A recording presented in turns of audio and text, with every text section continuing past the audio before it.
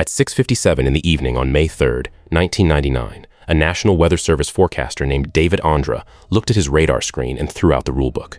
The storm filling his display was tracking toward Moore, Oklahoma, toward his own street, toward his own family, and the standard language for a tornado warning did not come close to describing what he was watching. So he typed two words nobody in his profession had ever issued before: tornado emergency.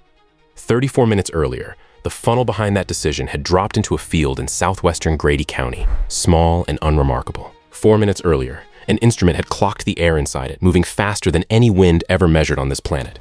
And 14 years after that night, a second violent tornado would grind through the same suburb along nearly the same line. One of those two storms holds a world record. The other one killed children inside a school. Which one was worse is a question Oklahoma still argues about. Start with the baseline, because both stories begin the same way. Central Oklahoma sits where warm, wet air pushing up from the south runs headfirst into dry air sliding off the high plains, and in early May that collision happens almost daily without anything terrible coming of it. Most spring afternoons produce rain, hail, a few tilted fence posts. May 3rd, 1999 was not most afternoons. The atmosphere over the state that day was primed for devastation, layered so unstably that storms could go from first cloud to violent rotation in under an hour. At 6:23 p.m., the violent funnel touched the ground in Grady County and began chewing northeast across open farmland. It did not stay small. It widened, darkened, and lined itself up with the corridor of towns that feed into the Oklahoma City metro, which meant the people directly ahead of it had roughly 40 minutes to decide where to hide. Television carried that decision into living rooms. On the KWTV broadcast, meteorologist Gary England, a man Oklahomans had trusted through decades of severe weather, stopped explaining radar signatures and spoke straight into the camera. If you are not below ground, you will not survive. No hedge, no softening, no professional distance. Forecasters do not talk like that unless the numbers in front of them have stopped resembling anything in the textbooks. And by then, they had. The vortex crossing toward Bridge Creek had grown into something close to a mile wide, a rotating wall that pulled houses off their slabs and scoured the topsoil down to bare clay. Storm survey teams would later find neighborhoods where the only way to identify a property line was the plumbing sticking out of the ground. Every siren in the metro was already screaming.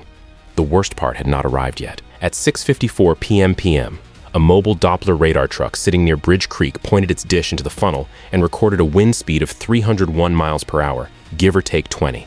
That is 484 kilometers per hour, inside a column of air roughly a mile across, and it remains the highest wind speed ever measured on Earth. Scientists had argued for years about whether tornado winds could even reach that range, since the physics gets strange near the upper limit.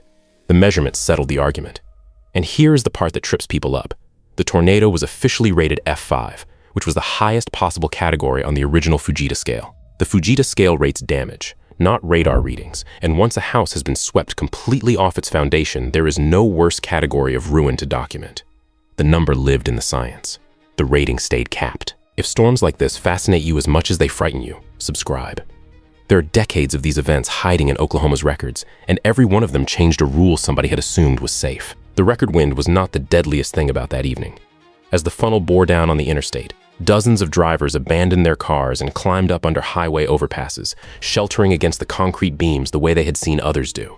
The logic felt sound. Solid structure, low position, something over your head. What none of them understood was that an overpass behaves like a wind tunnel. The narrowing gap between the roadbed and the ground squeezes the air passing through it, accelerating the flow instead of blocking it, turning a shelter into a nozzle. People who tucked themselves into those beams were exposed to faster wind than the drivers who stayed in the open, and some were pulled out from under the bridges entirely. It became one of the most costly pieces of folk wisdom in American weather history, and it was wrong. At 7:48 p.m. near Midwest City, the funnel lifted and fell apart.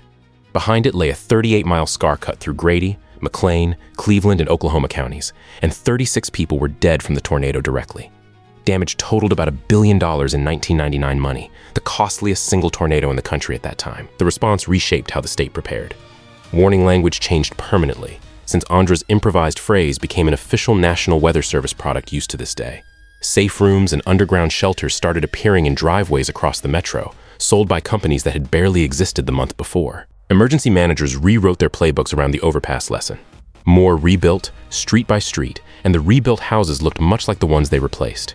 That sameness in construction became a problem the second time around. 14 years passed. Children who had been carried into bathtubs in 1999 grew up, finished school, and bought homes on the same grid their parents had lived on. Neighbors traded the same reassurance people always trade after a disaster, the idea that the odds of it happening twice in one place are too small to worry about. Statistically, that reassurance is not entirely wrong. Practically, Tornado Alley does not keep track of who has already taken a turn. On May 20th, 2013, a warm Monday afternoon with school still in session across Cleveland County, the sky did the same thing it had done in 1999, and the forecast offices in Norman began issuing the same escalating series of warnings. At 2:56 p.m., a funnel touched down near Newcastle, Oklahoma, about 10 miles southwest of Moore. It went from a thin rope to a monster in minutes. The 2013 storm was the wider of the two. At its worst, it stretched 1,900 yards across, about 1.1 miles, thicker than the 1999 tornado that preceded it. Width matters more than most people realize, because a wider circulation means fewer houses at the edge of the path and more houses in the core, where survival depends less on luck and more on what is underneath you. This one crossed into Moore on a line that overlapped the 1999 track for stretches, hitting subdivisions that had already been rebuilt once. Power flashes lit the base as it walked through transformer after transformer. Debris rose thousands of feet into the air and drifted for miles. Anyone watching the live coverage that afternoon could see the shape of a worst-case scenario unfolding, because everyone knew what sat directly in that path. 2 elementary schools, both full of children, both in session. At 3:16 p.m., the tornado reached Briarwood Elementary School, striking Plaza Towers Elementary School minutes later. Teachers had done what training told them to do, moving students into interior hallways and bathrooms, crouching them against the walls, covering them with their own bodies. At Plaza Towers, the 3rd grade wing did not hold.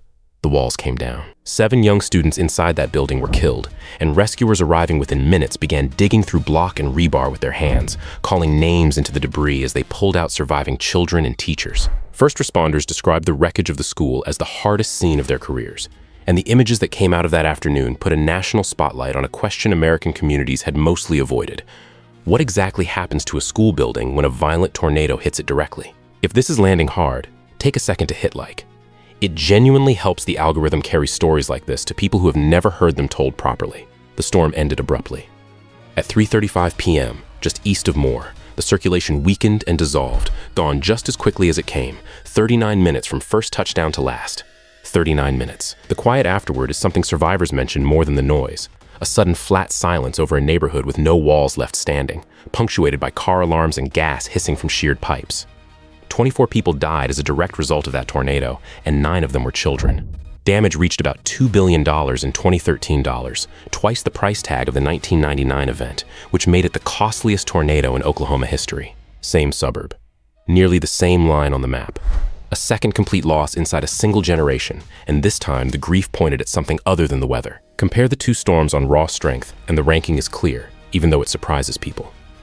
The 1999 tornado holds the official record for measured wind, that 301 mile-per-hour reading taken by radar near Bridge Creek. The 2013 tornado's peak winds were estimated in the range of 200 to 210 miles per hour, and that estimate came from engineers examining damage, not from an instrument pointed at the funnel. Both earned the top rating on their respective scales, since 1999 was rated F5 under the original Fujita system, and 2013 was rated EF5 under the enhanced Fujita scale adopted in 2007. And that difference explains a lot of the confusion. The newer scale ties wind estimates to how specific structures fail, which means a tornado's rating depends on what it happens to hit.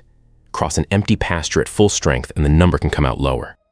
Worth separating one thing here, because these events get blended together.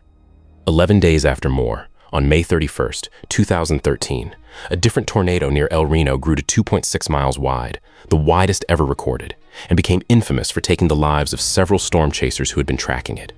Different storm, different town, different tragedy. The Moore tornado's legacy runs along another line entirely, and it starts with a civil engineer walking through the ruins of an elementary school with a tape measure. Chris Ramsire, an engineer at the University of Oklahoma, examined photographs of the collapsed sections at Plaza Towers and looked at something most people would never think to check: the steel reinforcing bar running inside the concrete block walls. Rebar is what gives a masonry wall the ability to resist being pushed sideways, and it only works if it extends far enough to tie the wall into the foundation and the roof. What he found was rebar that was too short. The ungrouted cinder block walls were inadequate as well. The 3rd grade addition, in practical terms, was never properly anchored to the ground it stood on, which meant that under lateral wind load it behaved less like a reinforced structure and more like a stack of blocks. Engineering investigations following the storm supported these findings using site photos and structural assessments. That conclusion reframed the entire disaster. A tornado of that intensity destroys well-built homes regardless, and no one claims correct rebar would have saved every classroom in that path. But the failure of that particular wing was a construction problem, documented and measurable, not an act of nature nobody could have influenced. Families pushed for storm shelters in every public school. School districts pushed back on cost, since retrofitting hundreds of aging buildings across a state with thousands of classrooms runs into money nobody had budgeted. Bond measures passed in some districts and failed in others.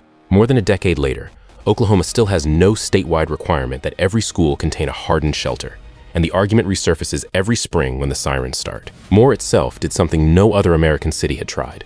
In 2014, the city adopted a residential building code requiring new homes to withstand 135-mile-per-hour winds, with specific rules on hurricane clips, continuous load paths, and how a roof connects to walls and walls connect to a foundation. The added cost per house came out modest, a few $1,000s on a new build, which undercut the argument that stronger construction was unaffordable. Nothing in that code stops an EF5 core. What it does is pull the survival line outward, so the houses at the edges of a violent tornado's path stay standing instead of adding their lumber to the debris field.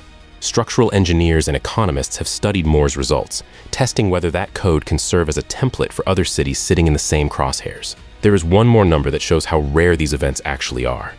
After Moore, the United States went 12 years without recording another EF5 tornado, the longest such gap in the modern record. Meteorologists debated whether the drought was real or whether the damage-based rating system had simply grown stricter, since assigning the top mark requires finding evidence of wind speeds exceeding 200 mph across specific damage indicators. The streak finally broke on June 20th, 2025, when a tornado near Enderlin, North Dakota, was rated EF5. For 12 years, the last storm in America to carry that rating was the one that flattened a suburb which had already been flattened once. 2 tornadoes, 14 years apart, on nearly the same ground. One set a wind record that still stands and forced the country to invent an entirely new kind of warning. The other exposed short steel inside a school wall and changed how one city builds every house it permits. Neither storm can be prevented, and Oklahoma has stopped pretending otherwise, which is why the fight moved from the sky to the foundation. If this stayed with you, like and subscribe, because the details buried in these storms are the ones that end up saving people.